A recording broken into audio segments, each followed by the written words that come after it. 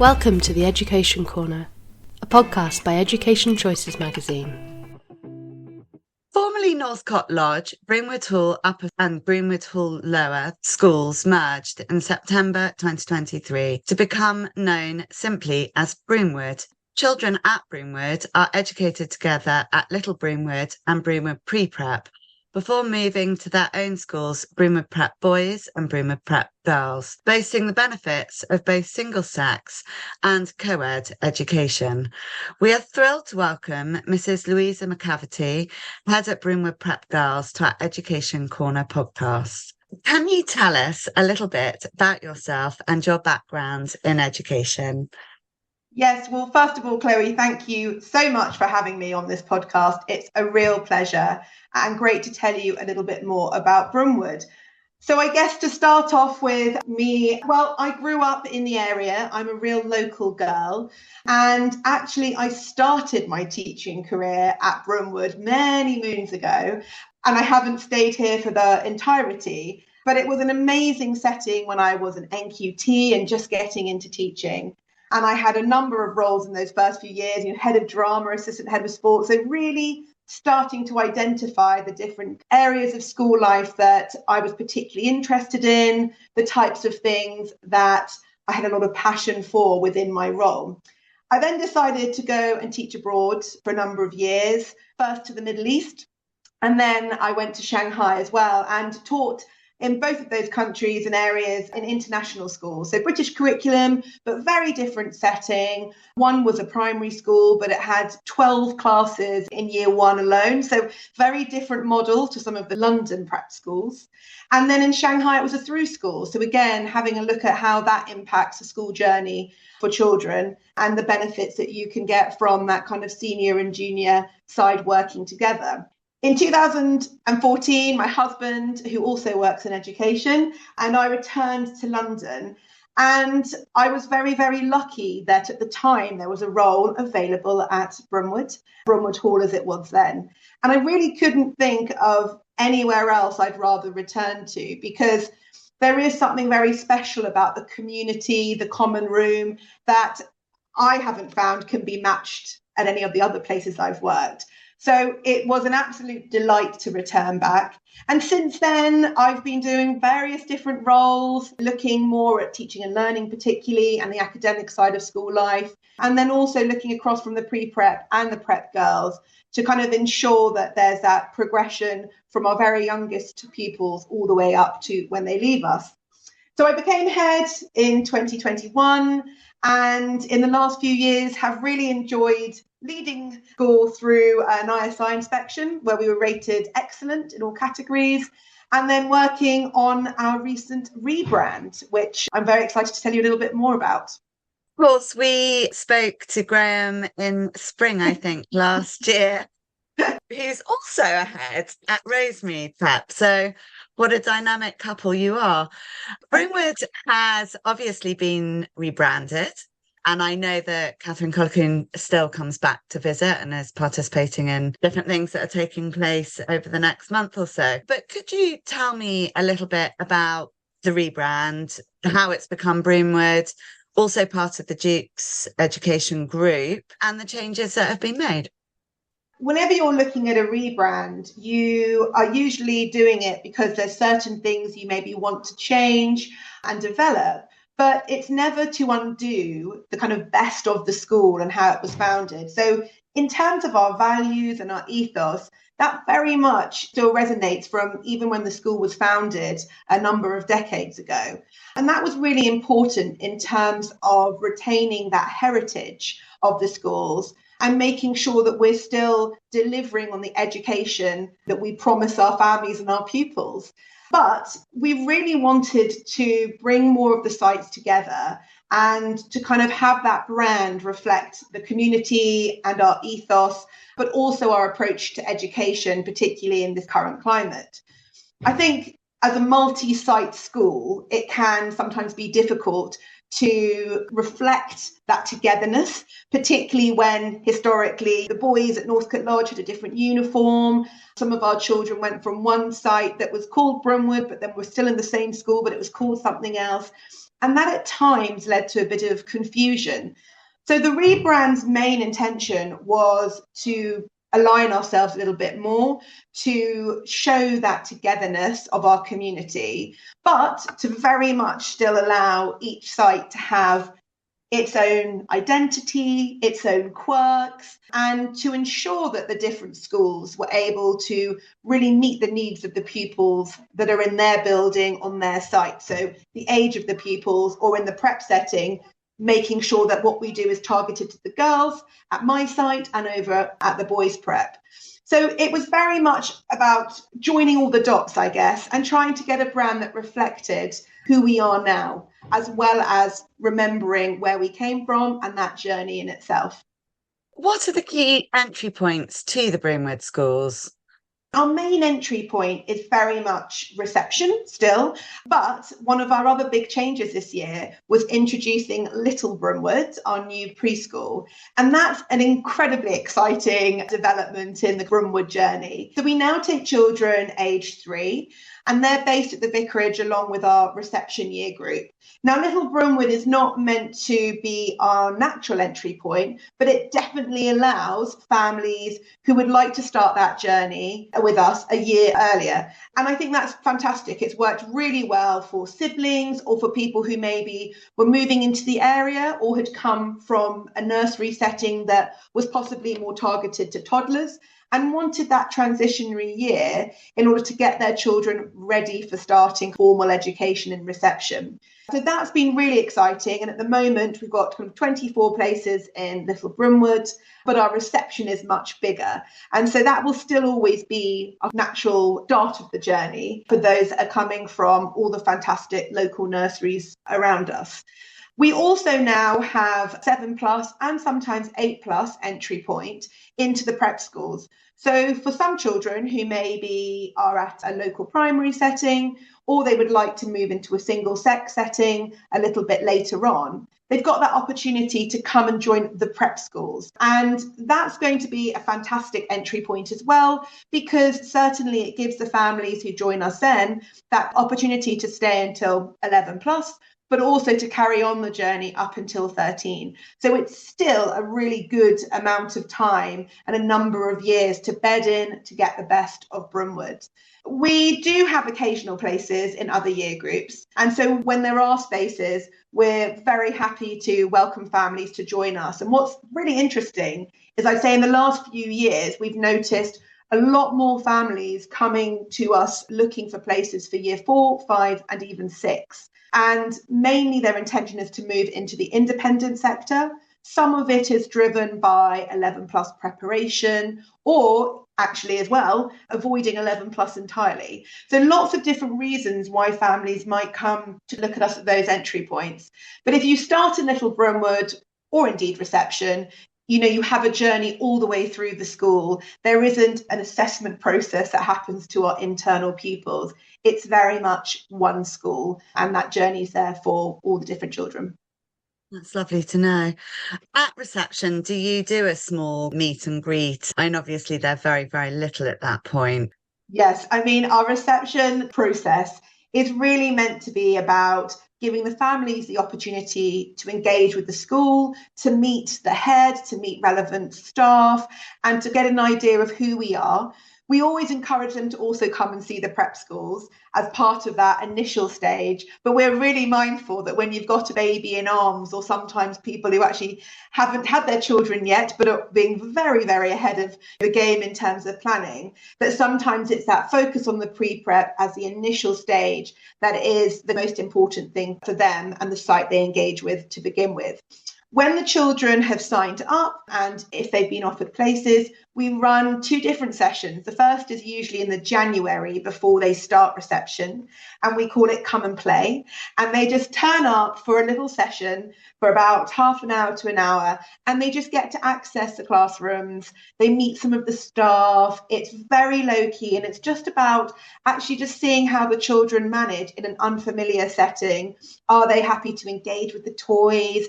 Do they start to have conversations with some of the other children in the room? And are they happy to engage with the adults there too? So it's not really an assessment. It's more just an opportunity to see the children before they join us. And then in the summer term, as another kind of transition opportunity, we have something called the Teddy Bears Picnic.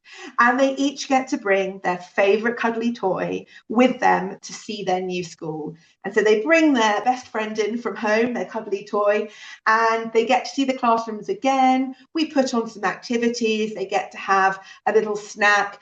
And again, it's that lovely opportunity for the children to start becoming more familiar with their setting. That's going to become their base from September. But also it allows the parents to engage with each other and to meet their future cohort. So for the children, there are these two wonderful day and play style activities. And then for parents, we also run essentially a drinks party in the summer term where we bring them all in. They've all got labels with their children's class on, and they can start saying, oh, you're in Kingfishers, or so am I, you're in Puffins.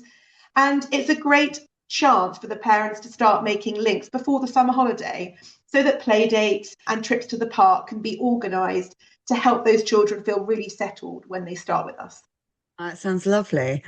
I'm sure that they thoroughly enjoy it. It's also very helpful to parents, isn't it, to make those links because it can help with school runs and siblings and Absolutely. And also, after school care and, whether there's opportunities for sharing of nannies or other provision, it's great to make those links beforehand. And of course, some people, it might be their third child and they've already been through the system. So for those new parents particularly, it's a great support mechanism to have people who've already experienced the first few years and the start of school. just further to that. I visited only a week or so ago, and I actually went to the nursery reception, the boys, the girls. I visited all of them, I think. And there is a very homely feel when, as a visitor, you come in, a very welcoming feel. There's also the new uniform that you might want to tell us a bit more about. But what do you feel is the overall ethos? And I know Kevin Doble in a podcast previously has talked a bit about this, but it's a very nurturing environment at Broomwood. I think you're absolutely right. We want school to feel like a home from home because actually the children then feel safe, they feel secure, they feel comfortable in their surroundings. And because of this multi-site approach, we're able to tailor those sites to the children who are there. So the vicarage has a very cutesy feel. There's lots going on, but it's all targeted at 3 and 4-year-olds and 5-year-olds, from the beautiful garden to the multi-purpose studio and then our secret library. Everything is designed with them in mind. And then as the children progress up to number 50, there is a sense that things are positioned slightly for older children, but still in a really warm and nurturing environment. I think the interesting thing about that is often nurturing has been perceived as softly, and that there isn't the expectation or the ambition for our children. And that's just not really our belief at all, because actually our pastoral care is what we've been historically known for in delivering amazing pastoral care that really supports the children.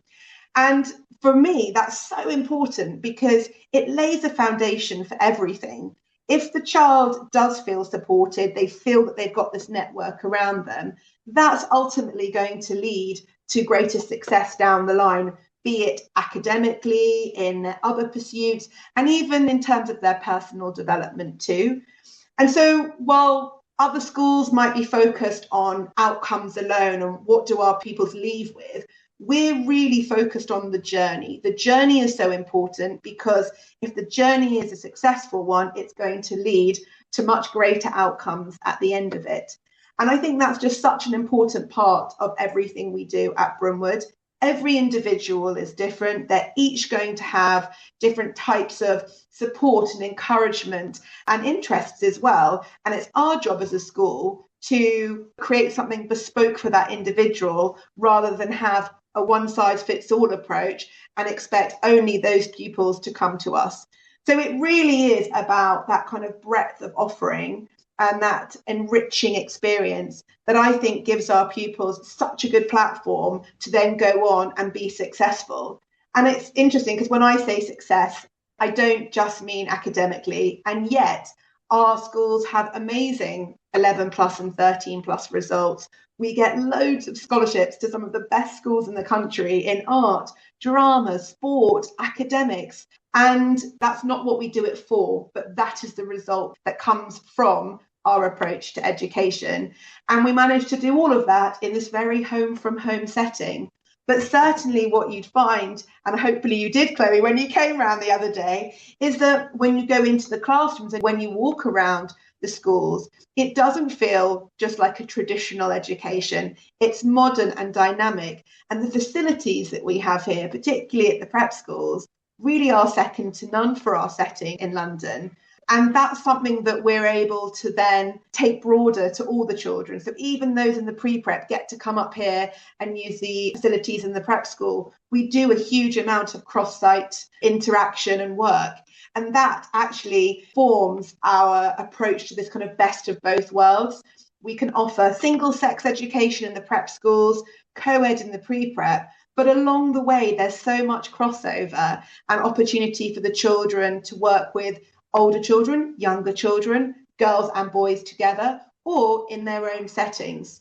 So for us, the ethos is just something that has grown from its initial founding, which was always to help children do their best to be their best. And I think it is about that. We are here to support the children and it's their journey. But through a Broomwood education, the world is their oyster. There is so much they can achieve, but they can also do that by being kind, respectful, and ultimately confident individuals who understand how to be a good citizen as well as an amazing player on the cricket pitch. We had two boys shirts around the boys' prep. They even introduced us to the sports staff. You know, they were both, one was going to Cranley, I think, one was hoping to go to Marlborough. They wore their uniform with pride. Absolutely. And when you come round Broomwood, I talk a lot about confidence, and that's something we really try to instill in our children. But it's not about arrogance or entitlement. It's about inner confidence, that ability to engage and talk to people and to know yourself as well. And I think that's something that we focus a lot on, even from the littlest children. And those kind of soft skills are so important for all of our pupils. And again, feeds back into that rebrand and why we wanted one uniform, because it's an ongoing journey rather than separate schools. And so now the children can feel more together when we come together for inter-house events, when we do big community drives or initiatives, when we compete for our joint houses under the same house banners. There is that feeling that all the children know they are part of one school and can support each other through those things. And nice for siblings too, that they kind of feel that unity throughout. Yes. And helpful for parents that they don't have to keep buying lots of new uniform all the time. An added bonus. Very true. Children, obviously, you've talked about, they get the benefit for the school being more single sex, and they also get to share facilities and mix as a part of the provision that Broomwood offers them. What do you feel is the benefit for the school of them being single sex? There's a lot of debate these days about, you know, mixed versus single sex, but there must be a reason that they're being housed by that point. Yeah, absolutely. And you're right. It's a question that is constantly talked about in a good way, but it is something that's on the minds of prospective parents. You know, co-ed feels more like the real world, but is that looking at the situation through an adult's lens? What is it like to be a child? And, you know, for some children, the co-ed experience is going to be a fantastic one and really benefit them. But I think we feel that certainly at that prep level in kind of Key Stage 2 and Key Stage 3, there's real merit to offering the girls a single sex, and the boys, but the girls here, a single sex setting, because it really allows us to target everything we do to the needs of the girls. And that includes the curriculum design. What is it that they want to know about? What are they curious about? What topics and skills are things that really inspire and motivate them?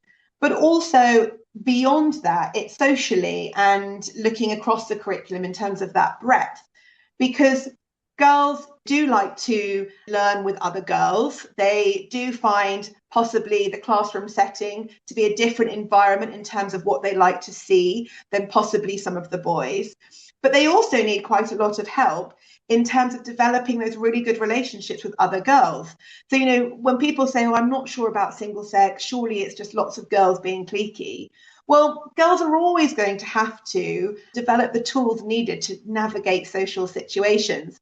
And so I believe it's something that we need to focus on and target and support them with, not just take away that barrier until another day when they might come across a challenge or a difficulty later on down the line. So actually having them in the single sex setting really allows us to support them through what can be at times challenging years when they're going into puberty, when they're starting to understand more about that onward journey into senior school, preparing for exams and the stress and anxiety that can affect some people at that point. So that means that everything we do is based on what we're seeing from the girls. If we feel that we need to target another area because of some of the things we're seeing from them or some of the things they're telling us, then absolutely we can do that. And so from my perspective, there's a lot less segregation in my single sex setting, but there's also a lot more targeted support for the girls here in general, and also the boys over at the boys prep. And it's always interesting because you'll sometimes have people come back and say, my child's at a co-ed school, but they've only got 8 other girls in their class. And so even though they're in a co-ed setting, for their daughters, they still very much see their social circle as being the other girls. And actually, that's where I wonder whether sometimes for parents, we're seeing it in a real world context rather than possibly at the level at which our daughters are experiencing school life. And you'll often hear the girls say things like, oh, I like being in a girls only environment because I feel I can be heard more. I feel that I get more time from the teachers. And that might not be actually the reality, but that's certainly their perception of it. And so giving them that platform and preparing them to gain the skills they need, the confidence that's needed, and to gain an awareness of themselves as learners really puts them in a good position for that next step into senior school life. And the interesting thing is 3/4 of our girls go into mixed schools after they leave Broomwood. So having that single sex setting for a while doesn't hinder their ability to actually positively interact with the boys at a later stage.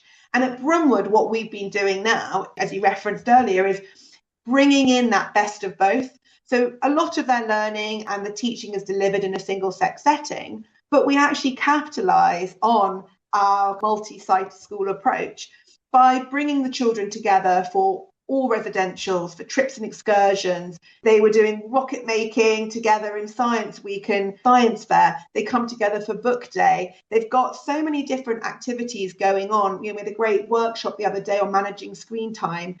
So there's a lot going on educationally, which brings them together. And then, of course, we run so many events which allow us to operate a co-ed environment. Sports Day was co-ed. Our cross-country, Interhouse cross-country is co-ed.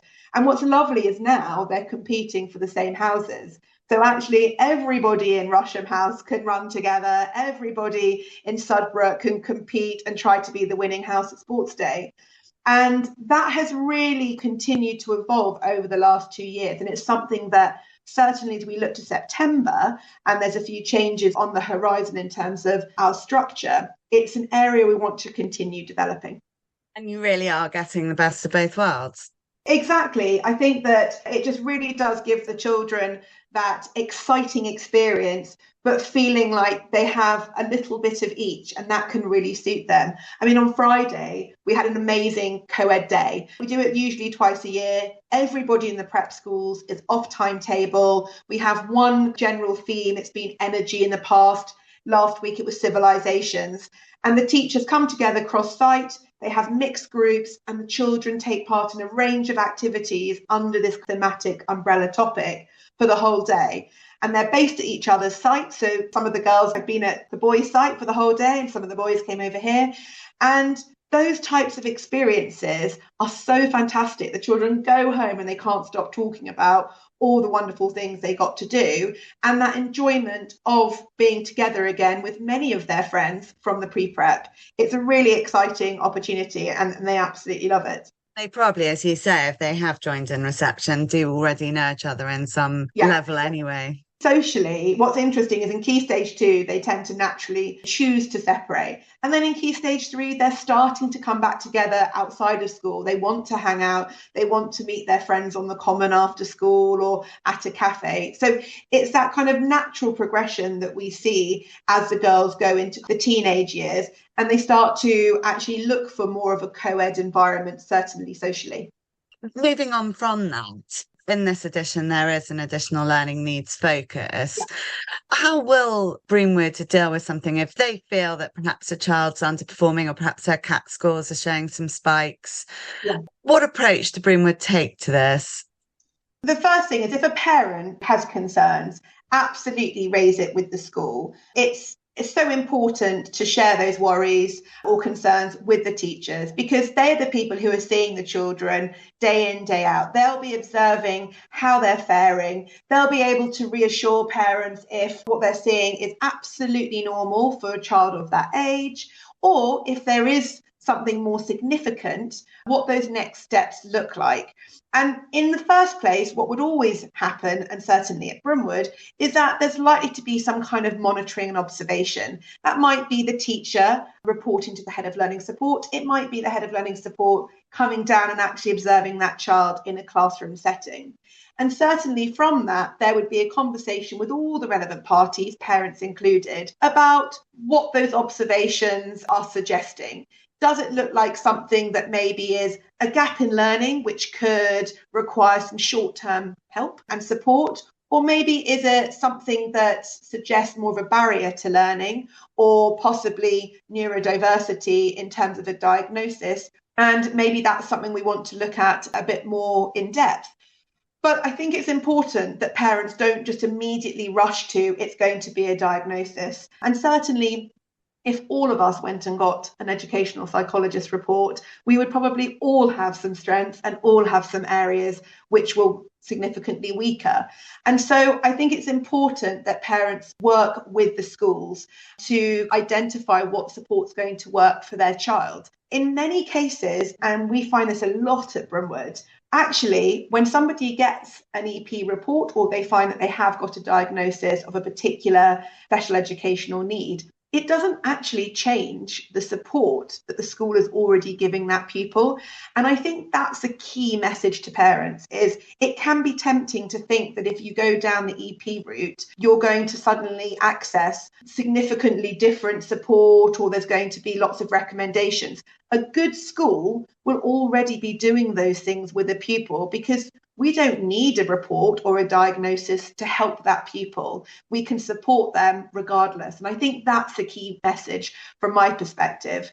You know, we are seeing more families look to get their child assessed externally at an earlier date. And in a way, that's great because I think a lot of the stigma that used to surround this issue has gone. And people are very much of the opinion now that if my child is neurodiverse, if they've got some barriers to learning or some difficulties, then let's help them, let's support them, let's give them the best opportunity and really work on supporting them at an earlier age in order to hopefully make that journey a more successful one and a more enjoyable one for the child by removing those barriers. But for us at Broomwood, we don't advocate for parents to go and get tested. We just look at what are the child's needs, what do they need now, and what can we do to support them? And that might be for a month, 3 months, or it might be ongoing support. But the important part is to ensure that there's that continual communication and monitoring and reviewing process, which allows us to keep on circling back to what's going to work, what do they need, what can we do? Sounds very impressive. And I think that these days, with the many different teaching tools, many different learning needs can be incorporated much more inclusively into a classroom. Absolutely. I mean, support should always start with the class teacher or the subject teachers delivering the lesson. If someone needs something additional or they have a different way of working, that comes down to the teacher in the first place. We're all professionals. We've all got the ability to alter our resources or change our approach to the teaching and the learning opportunities for the children to cater to those differences. And then, of course, beyond that, there's an opportunity for our pupils to access small groups, either at the beginning of the day or at the end of the day during our prep slot. We run some one-to-one sessions, but we tend to like to do everything in-house and very much run by our head of learning support and other teachers who feed into that. For those older children, we also run something called Core Skills, which allows certain pupils to drop a language or not learn Latin or a second language in order to have more time to focus on English and maths, but also to have time to develop strategies that then allow them to go back into the classroom feeling confident, feeling like they absolutely can do the work and they're going to be successful because they've got this toolkit with them. And that's what's so interesting, is I think when children are younger, and certainly at the pre-prep, but also in the junior years at the girls' prep school, you know, the support is very much, I'm going to support you. Here is what I'd like you to do. We're going to do it together. And as the children get older, they begin to advocate for themselves a lot more, and they start to identify what's going to work for them. And they're the ones that are coming to us saying, I really think I need green overlay because it's just really helping me when I'm looking at this text. Or actually, I'd like to try and use a dictation tool on my iPad because it just means I can get my thoughts down more quickly. And I think that's what's so amazing about this journey, is that the children go from really needing our support and intervention to actually needing more academic mentorship and advice. What could I do if I'm finding this hard? What should I be practicing? And then going and taking more responsibility for it. And certainly for us, that's very much our intention for any of our neurodiverse pupils at the top end of the school, in that year 7 and 8 phase of the school. It's really about getting them ready to go to senior school, where the expectation will be much more on independent learning. So do they have all those tools ready to use when they're left in a room to try to work through it themselves, or when they're having to get themselves ready for GCSEs and revise? How do they do that successfully? So yeah, I mean, neurodiversity at Broomwood, it's something we celebrate. We're absolutely not afraid to talk about it. We have neurodiversity assemblies. We have our neurodiversity prefects who champion it, who promote it. But I think the main message, I think, for parents is that being neurodiverse doesn't mean you're low attaining, and it doesn't mean you're not going to be as successful as your peers. Some of our neurodiverse children are our most able academically, but it's about supporting them on that journey. And we've also got to factor in that, particularly with young children, there might be people who are later to develop or not as mature. And those two things can really impact the learning journey as well. So rather than immediately jump to neurodiversity and a diagnosis of some sort, it's just all about working with that child on their kind of targets and next steps, and getting them to really feel that that progression is evident and that they're enjoying the process with our support. Do many children leave at 11 plus? I'm thinking probably more of the girls moving on to the London day schools. I mean, obviously you are where you are near Clapham Common. There are, you know, a number of leading girls' schools in particular. Yeah, I mean, we're so lucky that we've got these two different pathways, and in fairness, everything in between. And for us, it will always be first and foremost about what's going to work for the child. So there's no sense of us trying to keep people to 13 just to make sure they stay with us, or pushing people in a certain direction. It is absolutely about what's going to be best for the child. And then second to that, what's going to work for the family. And there are lots of things that families need to factor into that decision. But at Broomwood, I'd say we usually lose about a third to a quarter of our pupils at 11. And pretty much these days, all to day schools. It's rare, but it does happen that some might go to boarding at 11. Although that tends to be when people are moving out of London or they've got family connections in a certain area, and that works well. And they'll go at 11 to all the local schools: Emmanuel, Jags, Elaine, Streatham and Clapham. They'll also go for schools which offer deferred places. So at 13, Epsom College is very popular as a day option, as is Woldingham. So really, we go across all of South London, Ibstock, Herodian, both co-ed and single sex. And it's cyclical, it really changes. Last year, we only had 4 children leave us at 11. This year, it's more like 12. So it's very dependent on the cohort and also dependent on what the family are interested in and where the child is going to thrive. Obviously, you go through to 13. Which sorts of schools do the children tend, at that point, it often is more boarding options, isn't it? Everybody knows that 11 plus tends to be the main entry point for day places. However, there are lots of schools that still have places at 13 for day pupils. And there are lots of pupils that maybe weren't quite ready for 11 plus or wanted to see through that prep school journey and get to the top of the school. So while you're right, most of our children will go on to boarding at 13, there will always be about a quarter who do go to day schools at that point, including places like Royal Russell, Francis Holland, again, Ibstock, Herodian, Epsom. So there's still that day market there, but predominantly it's the boarding schools that people tend to venture onto at that point. And those include, everything from Wellington College, Brighton College, Marlborough College, to Downhouse, St Mary's Ascot, Bradfield, Benenden, Sherborne. We really do send to so many different schools.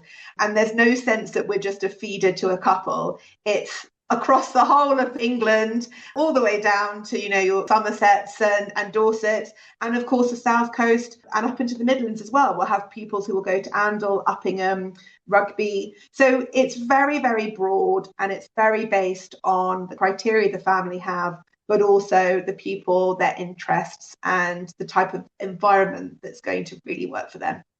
Sounds very exciting. I certainly saw the boys' leavers boards and it was very impressive. Finally, just to finish off, could you just tell us a little bit, or you don't have to give any secrets away, about your plans for the future of Broomwood? I imagine there's more exciting news to come. Well, as part of the rebrand, one of the other things that we really wanted to do was to bring the year 3 children up to the prep schools. So starting that prep school journey 1 year earlier at the start of the kind of Key Stage 2 journey. And that was important for a number of reasons. We felt that with so much focus now on year 6 assessments, whatever pathway you're interested in, we want the children to feel really bedded into the prep school side, to know the staff, to know the setting, before we have to start focusing on more of that assessment preparation. And I think sometimes for us, when they started in year 4, that was very much a transitionary year. And then suddenly it was year 5, and we were all getting ready for senior school exams and that journey to begin. So we felt that actually bringing the children up a year earlier allows us to get them settled into the prep school. It allows them to benefit even more so than they do now from the shared facilities, resources, the specialist teaching staff. But it also gave us the chance to slightly restructure some of our prep school settings. So when the year 3s join, we'll be creating this junior phase, which is very focused on the soft skills again, but starting to take your learning into a prep setting, that Key Stage 2 national curriculum skills and beyond, and then also getting them to have that breadth of opportunity. And then when they go into the middle phase, there is a focus on senior school assessments and preparing for those, but not to the detriment of the rest of everything we do. You'll never find us, and I promise this, Clary, you'll never find us taking anything out of our curriculum in order to do more VR or more English 11 plus papers. That's just not our style. We actively prepare. We have a very bespoke preparation program, but we want to keep all of that richness in the weekly timetable because that's what the children love about coming to school. That's what they look forward to. And then as they move into the senior phase, year 7 and 8, that's also going to be targeting that kind of life skills piece, the breadth of experience in terms of career development, looking at different types of skills that they're likely to need when they go to senior schools, and having a really nice balance in the curriculum. So we don't do common entrance in every subject, we do it in the core subjects, but then we also have our humanities mastery program, which is actually about taking all of those skills from things like the EPQ, the extended project qualification, which many senior schools do, and bringing in more research, more presentation. And therefore we feel that the children go on to their senior schools with a fantastic skill set that's broad enough to put them in good stead for that next phase of the journey. Well, it all sounds very dynamic and exciting, and most of all, that the children are very much at the heart of the decisions that are being made, which is absolutely lovely. Thank you so much for your time, and it's been a real pleasure hearing about Broomwood. Yeah, thank you, Chloe. It's been lovely to chat to you today and great to tell you a bit more about our fantastic school.